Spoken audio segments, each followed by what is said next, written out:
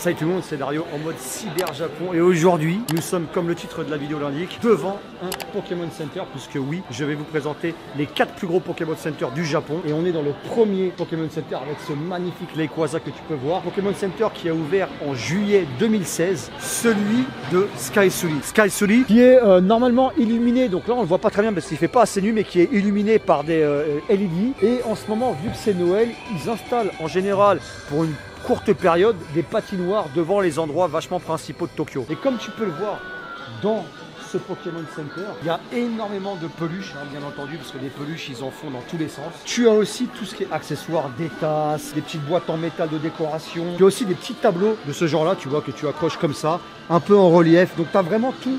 Là, ça c'est un exemple parmi tant d'autres. Tu as des serviettes comme tu as pu voir. Tu as tout ce qui est accessoires pour la Nintendo Switch.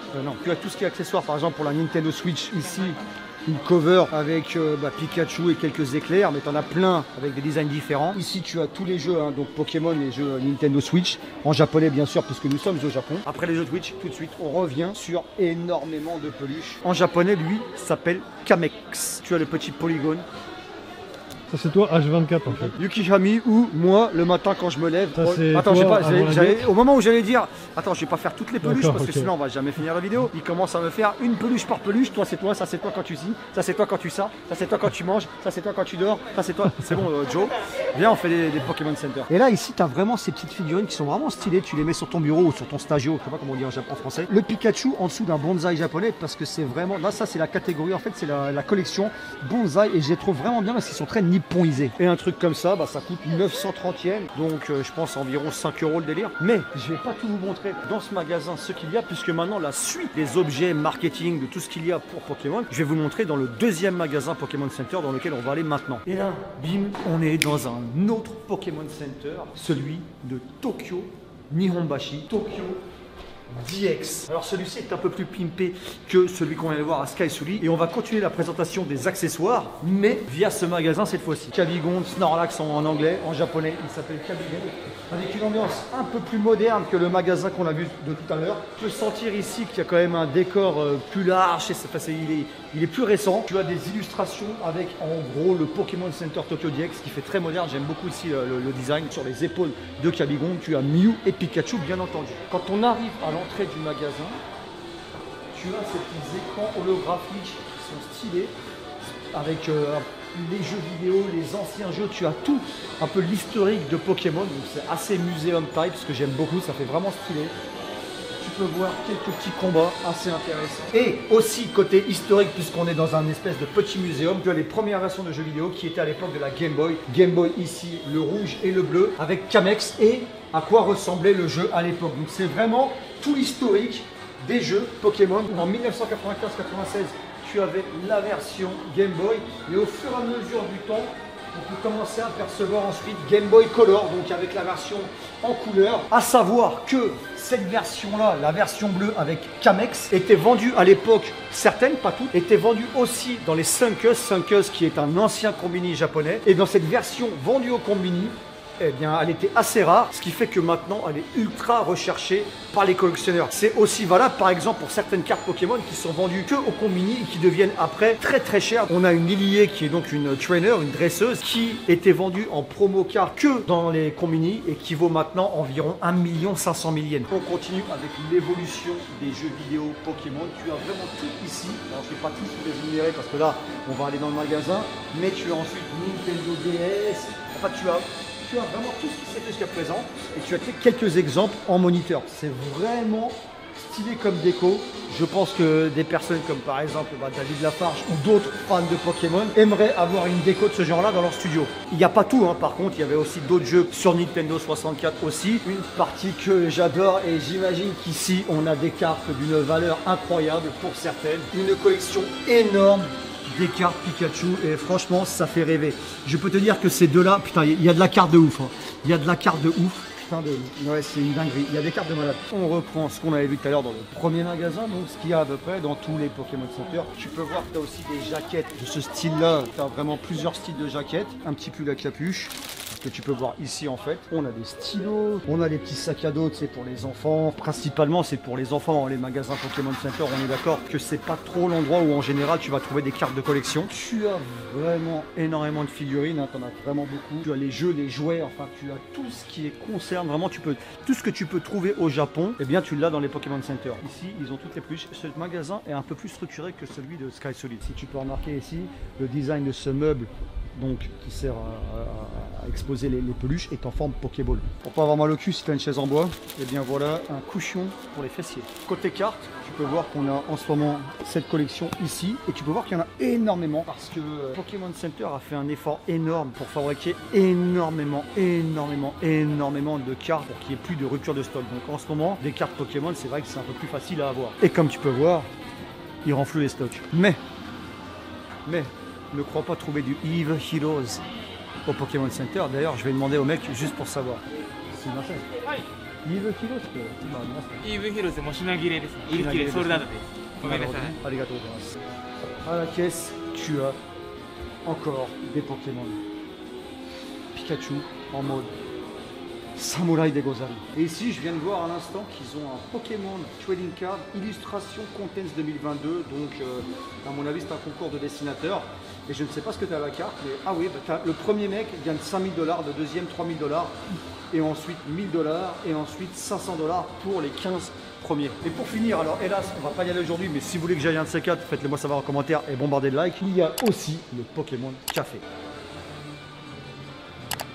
Et ça a l'air bien stylé.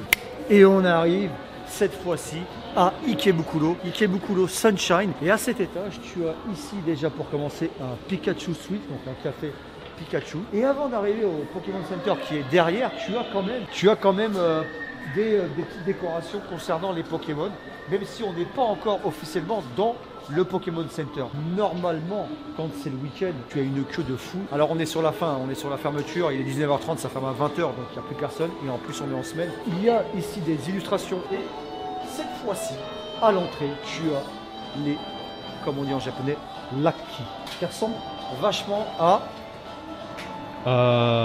Snornex, là, je sais pas quoi là. Ah, Kirby's. Exactement. Il est très grand par rapport aux autres. On va le faire en speed. Il n'y a pas grand chose à montrer de plus. On va juste vous faire visiter le Pokémon Center en lui-même. Donc il y a comme d'habitude des peluches comme tu peux le voir. Par contre, c'est vachement vide parce que normalement ici c'est un espace où les gens sont bondés, se serrent, etc., etc. Là, on a la chance d'arriver quand il n'y a personne. En plus, il y a quand même quelques clients, bien sûr.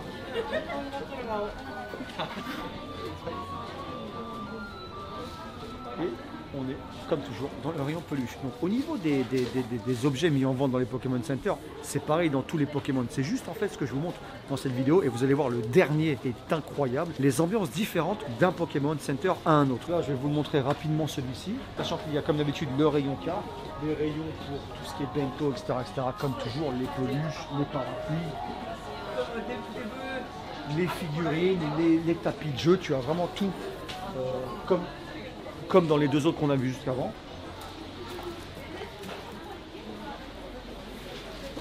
Tu as tout ce qui est vaisselle, hein, les tasses, les verres, les assiettes, etc., etc. Pour ceux qui veulent se pimper un peu les chaussures, bah, tu as les chaussures, frérot. Tout l'étage est vraiment quasiment full Pokémon. Et là, tu as un grand stand, un autre magasin au même étage qui est spécifiquement sur Pokémon Go.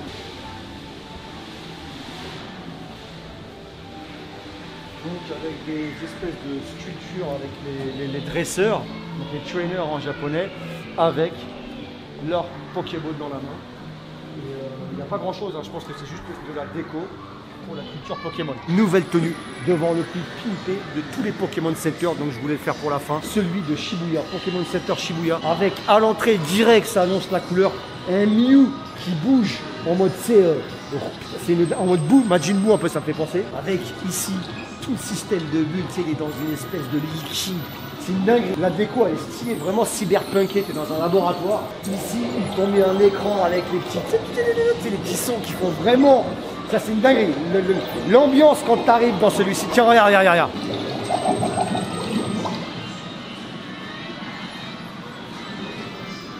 c'est passé en violet après l'ébullition. T'as ça à la maison dans ton studio, t'es refait frérot. Le Pokémon Center de Shibuya, il est un peu différent des autres. Il y a des Shohin Gente. Alors Shohin Gente, ça voudrait dire des objets qui se vendent qu'ici à Shibuya. Par exemple, cette collection de chaussures qui sont pas données. Tu vois, toutes les choses là, c'est 25 000 yens la paire. Tu feras la conversion sur Google, mon ami. Jusqu'à pour celle-ci, 27 000 yens. Pareil, ils ont leur collection de sacs, de t-shirts, etc., de bananes, de portefeuilles, tout ça. Mais ça, tu le trouves qu'à Shibuya. Et ici, tu as le Pokémon Design Lab. Le Pokémon Design Lab, comme son nom l'indique, c'est un endroit où ils designent des t-shirts Pokémon et tu peux les acheter qu'ici, frérot. Là, ce que je suis en train de doigter, frérot, c'est une dinguerie. Je vous montrerai ça à la fin de la visite de ce magasin, à la fin de la vidéo. C'est vraiment magnifique. Tous les collectionneurs vont péter un câble en voyant ça.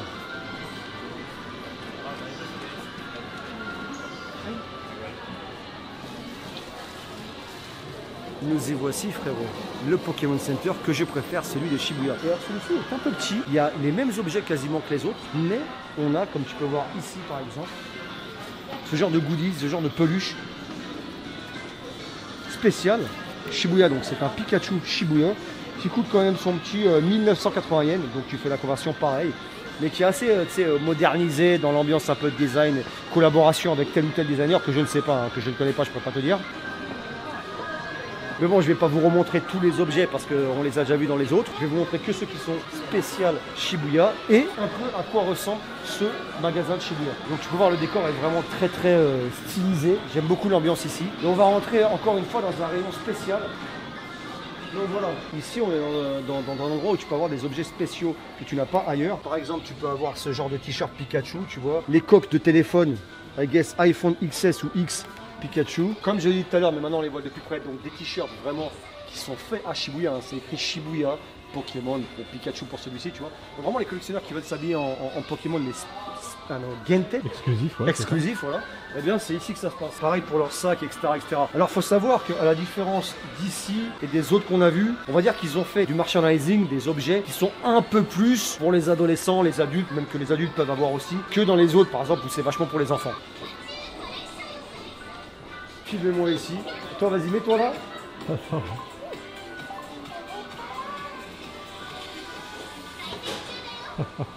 Generating. Et je vais ressembler à quoi? Je ne sais pas du tout ça fait quoi cette machine.